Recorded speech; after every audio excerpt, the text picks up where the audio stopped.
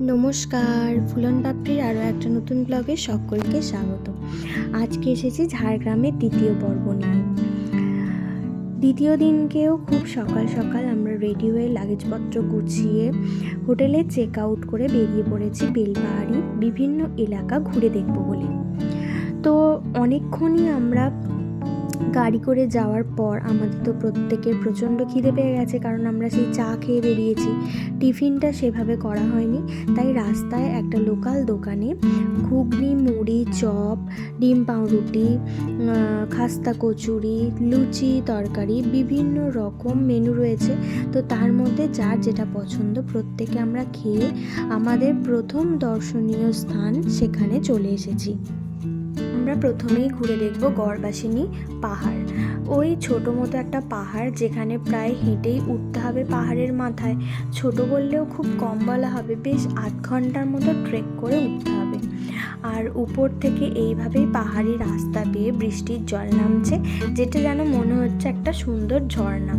তো এই জল নামাটা দেখে আমরা ভাবলাম উপরে হয়তো কোনো একটা ছোট ঝোড়া টোরা থাকবে। মনে ভীষণ আনন্দ নিয়ে জল মারিয়ে মারিয়ে উঠবার জন্য উদ্যত হয়ে উঠেছি। কিন্তু উপরে রয়েছে একটা বিষ্ণু মন্দির আর ভিউ পয়েন্ট, এছাড়া উপরে এখানে কিন্তু কোনো ঝোড়া নেই।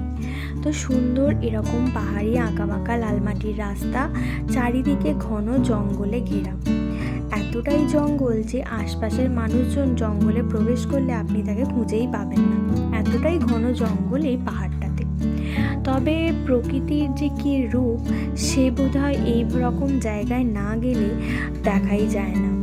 তো এর উপরে উঠতে আমাদের 8 ঘন্টা ট্রেক করতে লেগেছিল, কিন্তু এই 8 ঘন্টা আপনি একেবারে হেঁটে উঠতে পারবেন না। বেশ কয়েকবার এই পাহাড়ি রাস্তার মাঝখানে বিশ্রাম নিয়ে তবেই উঠতে হবে। বেশ চড়াই উতরাই পাহাড়।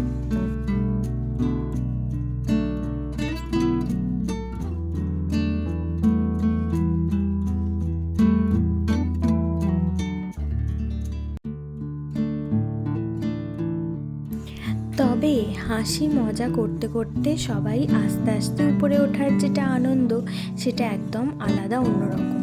ইয়ার্কি, হাসি, ঠাট্টা, মজা সবাই মিলে একসাথে গেলে যে আনন্দটা বোধহয় এভাবেই পাওয়া যায়।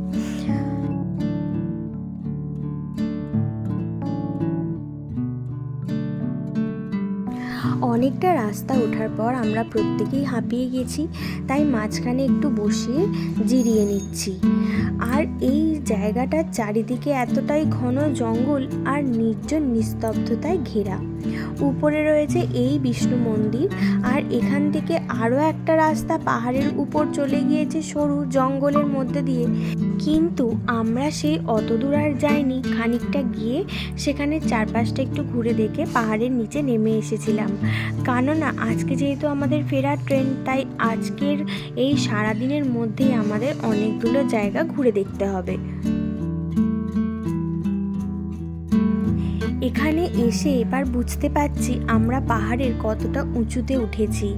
এখান থেকে পাহাড়ের নিচে এবং চারপাশের দৃশ্যটা ভীষণ সুন্দর দেখাচ্ছে। চলুন এবার আমরা আস্তে আস্তে আবারও ওই পথ দিয়ে নেমে এসেছি, এবং এখান দিয়ে একটা সুন্দর জল বয়ে যাচ্ছে, যেটা আমরা দেখতে এসেছি। কয়েকদিন ধরে বেশ বৃষ্টি হয়েছে, তাই চারপাশটা একটু কাদা হয়ে রয়েছে, এবং যেহেতু পাথুরে এলাকা তাই সেরকমও কাদা নেই মোটামুটি। এখান দিয়ে জলের স্রোত, জলধারা বয়ে যাচ্ছে, যেটা ভীষণ সুন্দর দেখতে লাগছে। এখন তো বর্ষা, ওই জন্য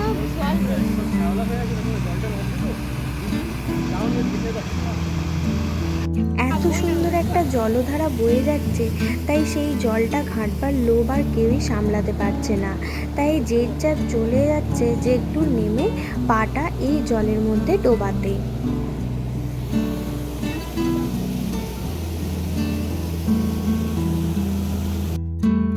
এবার যাচ্ছি আমাদের দ্বিতীয় গন্তব্যে। জায়গাটার নাম খান্দারানী ড্যাম। চারিদিকে পলাশ মহুয়ার জঙ্গল, আর তার পাশ দিয়ে লাল মাটির এরকম সুন্দর রাস্তা, তার সাথে আদিবাসী ছোট ছোট গ্রাম। চারিদিকে এই দৃশ্য বোধহয় এখানে ছাড়া আর কোথাও দেখা যাবে না। এবার আমরা চলে এসেছি খান্দারানী ড্যাম দেখতে।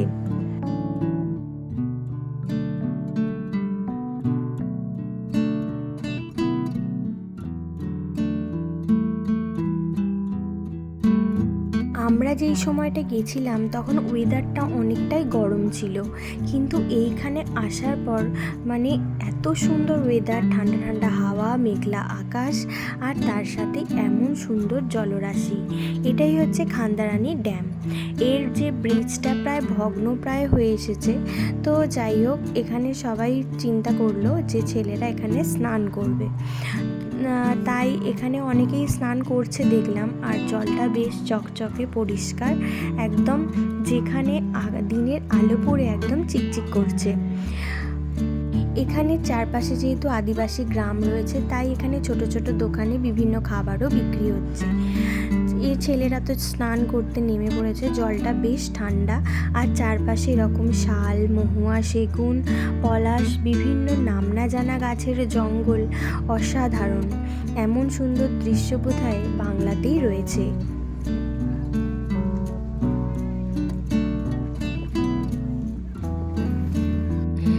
এর পরের দেখার জায়গা হচ্ছে ঘাগড়া ওয়াটারফল। আমরা কিন্তু ঘাগড়া ওয়াটারফল বেশ নামটা অনেকেই পরিচিত। এটাই সেই ঘাগড়া ওয়াটারফল। এখানে পাথুরে পুরো জায়গাটা, যে পাথরের ফাঁক দিয়েও বেশ জল বেরোচ্ছে, আর জায়গাটা একদম অন্যরকম, বেশ সুন্দর। আর এখানে টুরিস্টও বেশ অনেকজনই রয়েছে। এটা খুবই ফেমাস একটা জায়গা, এবং যেহেতু বর্ষাকাল তাই জলের স্রোত বেশ খরস্রোতা। এখানে চারপাশের পরিবেশটা ভীষণ সুন্দর, এবং এখানে গাড়ি পার্কিং, টয়লেট, জল সমস্ত কিছুরই খুব সুন্দর ব্যবস্থাও রয়েছে। এবং এখানে বিভিন্ন দোকান রয়েছে, আপনি চাইলে এখানে বিভিন্ন ধরনের খাবারও খাওয়া দাওয়া করতে পারেন।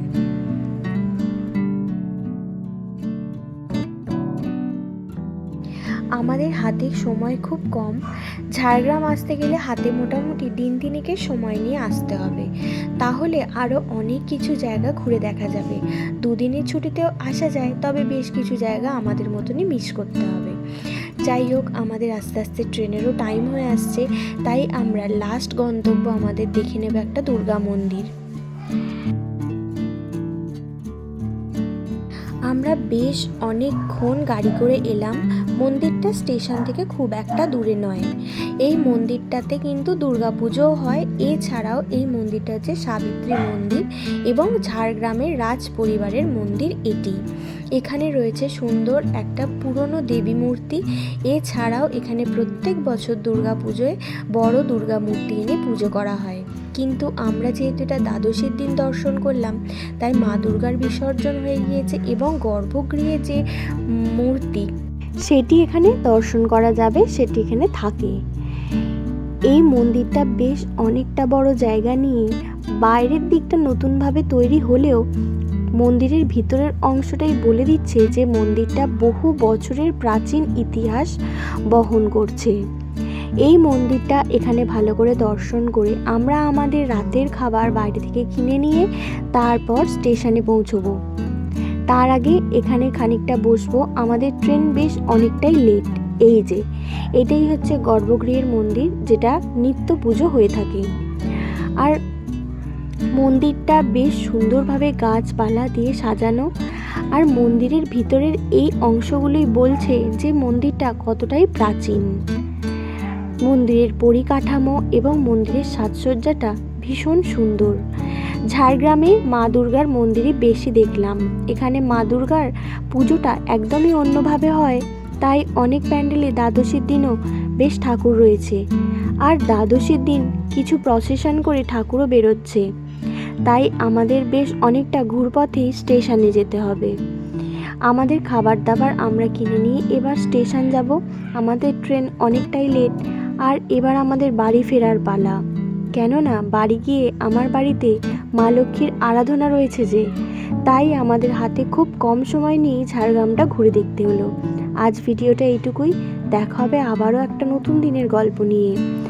আর ভিডিওটা ভালো লাগলে like, comment, share, subscribe, follow করতে কিন্তু ভুলো না। আজকের মতো টাটা।